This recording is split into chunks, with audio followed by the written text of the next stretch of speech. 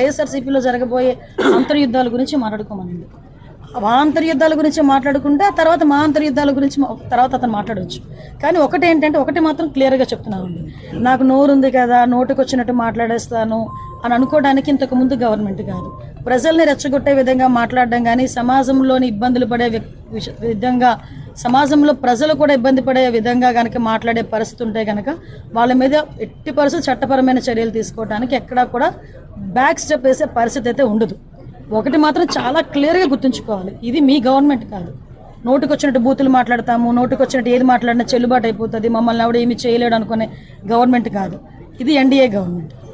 NDA గవర్నమెంట్లో తప్పు చేసిన వాడు ఎవడైనా కూడా శిక్ష ఒకలాగే ఉంటుంది.